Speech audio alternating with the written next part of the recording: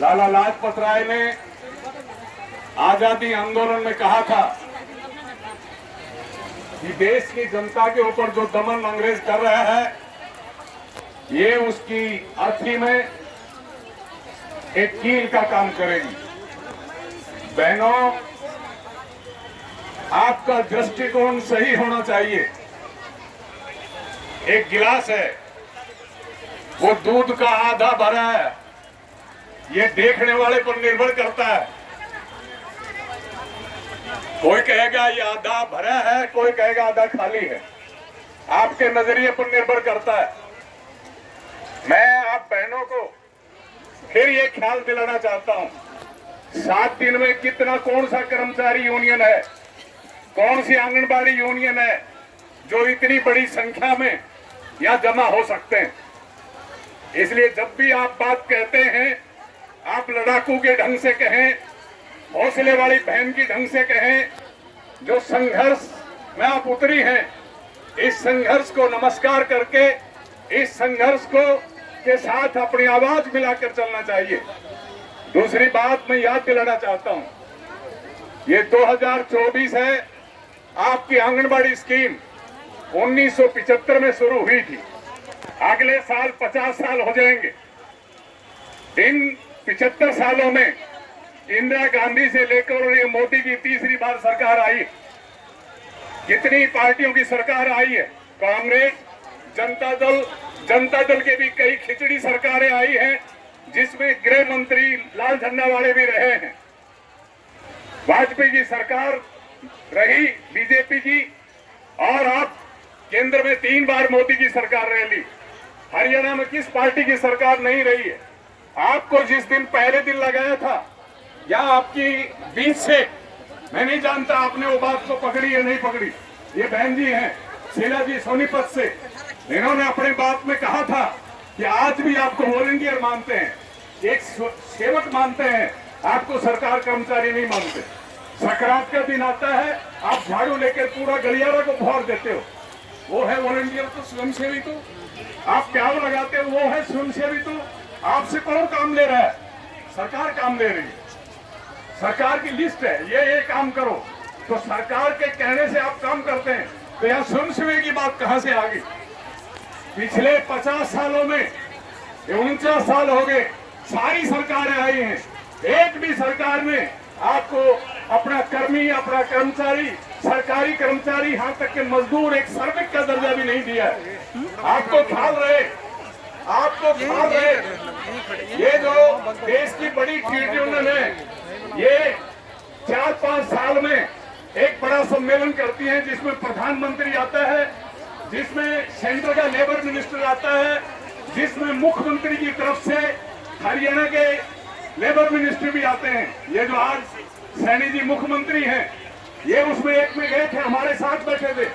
तो मैं कह रहा हूं, उन 42वीं, 43वीं और 44वीं जो भारत के सर्व सम्मेलन हुए हैं, जो मजदूरों की पार्लियामेंट मानी जाती है, कर्मचारियों की पार्लियामेंट मानी जाती है, उसमें 3 बार ये सिफारिश हुई है सर्वसम्मति से, जिसमें सरकार भी थी, जिसमें टाटा बिरला पूंजीपति भी थे, जिसमें हम श्रमिकों के नेता ट्रेड यूनियन भी थी। सर्वसम्मति से एक प्रस्ताव पास हुआ था, मनमोहन सिंह मुख्यमंत्री से लेकर और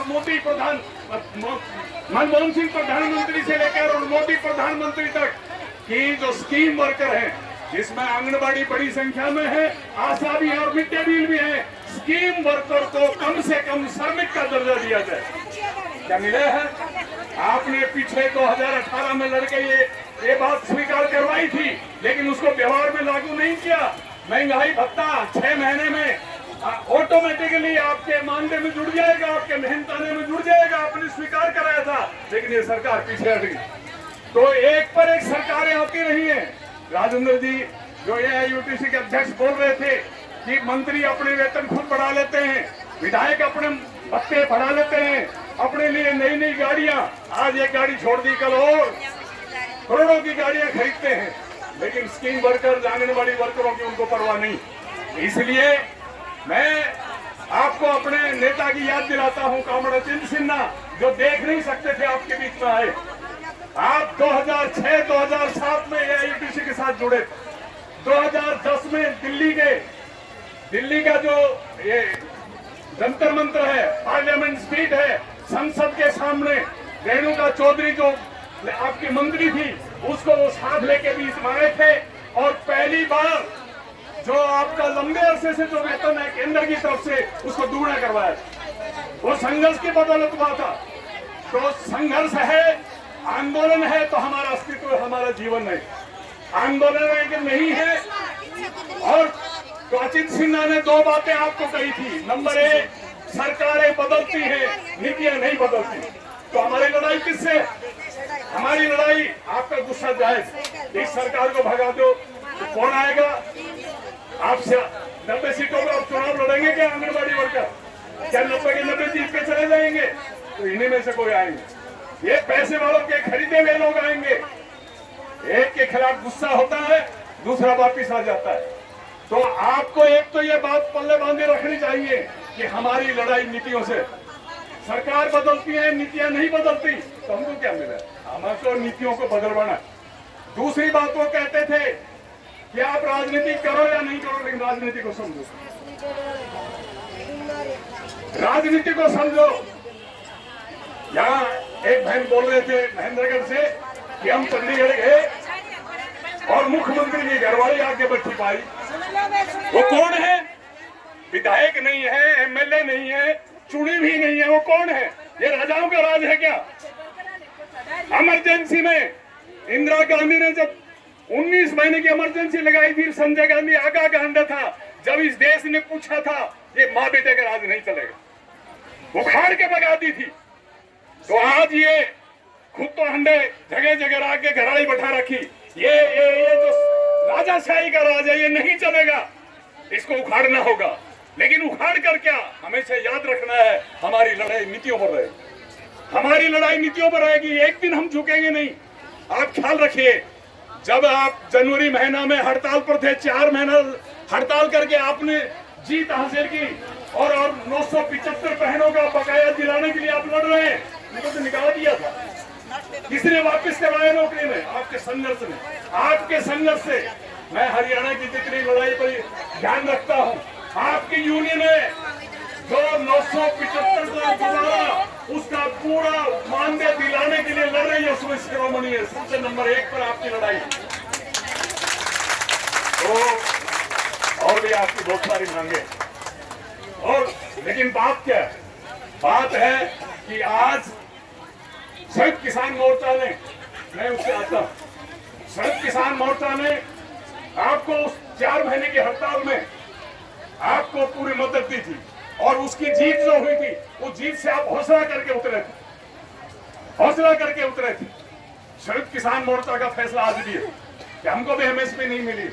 आप उन्हीं किसान घरों की, उन्हीं भूमिहीन घरों की बेटियां, उन्होंने फैसला किया है सरकार जाए और आए, हमारी लड़ाई जारी रहेगी। तो इसी तरह से आपका ये फैसला रहना चाहिए, सरकार जाए या आए, आपकी लड़ाई और आने वाले दिनों में और जोरदार होगी। लेकिन साथ ही मैं भी कहना चाहूंगा, आपके एआईपीसी के अध्यक्ष ने जो सूर्य नेता है, उन्होंने कहा 23 तारीख तक 10 दिन का एक नोटिस दे दो इस सरकार को, या तो 10 दिन में जो आज ज्ञापन दिया जाएगा हमारी इन मांगों को पूरा करो, नहीं तो खड़ा बैन लगाकर एक रिबन का टुकड़ा लो, आलपिन से या सेफ्टी पिन जो है ये लगाओ, उसको लेके हमारी हेल्पर बहन भी, हमारी वर्कर बहन भी जाएंगे। यहाँ तक कि अगर आपके कहने से आपके जो एरिया की बहन है वो भी काला बैच लगाए, बताओ उनको क्यों है? इसलिए है कि ये सरकार पूंजीपतियों की सरकार है, ये सरकार कंपनियों की सरकार है, ये सरकार लुटेरों की सरकार है, ये सरकार लाठी घोड़ी की हुकूमत में विश्वास करती है, ये सरकार लोगों को जात पात के नाम पर बांटने में विश्वास रखती है, और इस सरकार में जो बैठे वो सारे निकम्मे और भ्रष्ट हैं। इस सरकार के खिलाफ हमारा ये है। ये विधानसभा चुनाव आएगा, इस सरकार के हक में हम एक भी नहीं जाएंगे, इस सरकार को दिन में तारे दिखाएंगे। ये हैज लेकर आप जाएंगे और संकल्प भीतर रखेंगे कि नीतियों के खिलाफ लड़ाई जारी रहेगी। आने वाला अगर हमारी नीतियों को स्वीकार करता है, हमारे आंगनबाड़ी के हक में अपनी नीतियां बनाता है, अगर हमारे हकों को देता है हम एक रुझान लेंगे, और अगर नहीं देते हैं तो हमारी उसके खिलाफ भी लड़ाई जारी रहेगी। ये समझदारी रखे। लास्ट में एक बात कहना चाहता हूँ, मांगों के लिए इकट्ठा होना पहले एक बात है, लेकिन मांगों के लिए इकट्ठा कौन करता है? यूनियन बुलाया है आपको। यूनियन अगर नहीं बुलाती तो आप यहाँ इकट्ठा होते तो मायने है।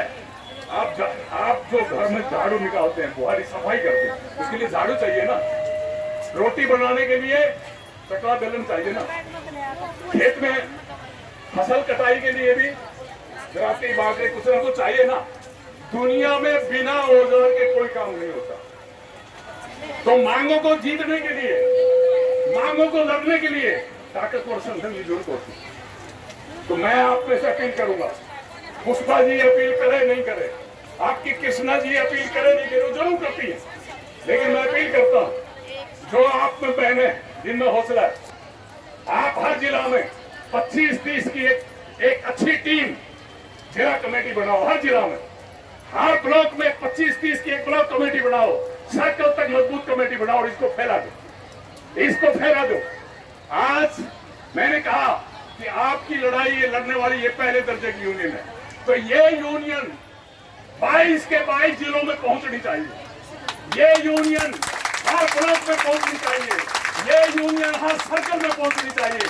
और आप में से जो होनहार है, पढ़ी लिखी हैं, जो संघर्ष को समझती हैं, जो राजनीति का भी आगे पीछे समझती हैं, जो दोस्त और दुश्मन को समझती हैं, वो बने आज्ञा।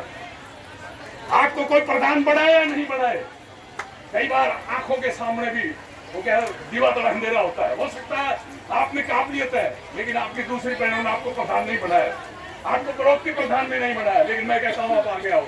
लड़ने वाले को, संघर्ष करने वालों को कोई पीछे नहीं रख सकता। हम हमारा एक मिसाल, हम खुद वहां से आए, ऑर्डिनरी परिवार से, साधारण परिवारों से आए। आज हम देश की लड़ाई में सबसे अगुआ है। तो मैं ये अपील करके कि आप मांगों की लड़ाई के साथ साथ, ये लड़ाई जरूरी है, लेकिन मांगों की लड़ाई के साथ साथ अपनी यूनियन को ताकतवर बनाओ। आपकी रिश्तेदारी है, कहीं न कहीं आपकी बहन है, कहीं न कहीं आपकी भतीजी है, कहीं न कहीं ये असराई सबकी है। 22 के 22 जिलों में 6 महीने के भीतर आपकी छोटी मोटी इकाई सारे हरियाणा में होनी चाहिए। और जब 50 साल पूरे हो, उस दिन हरियाणा में एक इतना बड़ी संख्या में इजलास होना चाहिए कि भारत सरकार को भी और प्रदेश सरकार को भी सरकारी कर्मचारी का दर्जा दो। ये मांग वो मांग जो वो सारे लोग कर जाएंगे। इसके लिए लड़ाई को तेज करना है। इतना ही कह के, और फिर जो आप हौसले वाली हैं, जो आप संघर्षशील हैं, यहाँ आई हैं, मैं AIUTC की तरफ से और संयुक्त किसान मोर्चा की तरफ से आपको क्रांतिकारी अभिनंदन करता हूँ। इंकलाब जिंदाबाद, AIUTC जिंदाबाद, आंगनबाड़ी कार्यकर्ता सहायिका यूनियन जिंदाबाद, आंगनबाड़ी बहनों का संघर्ष जिंदाबाद। अपने हक लेके रहेंगे, लड़ेंगे, जीतेंगे, लड़ेंगे, जीतेंगे। धन्यवाद।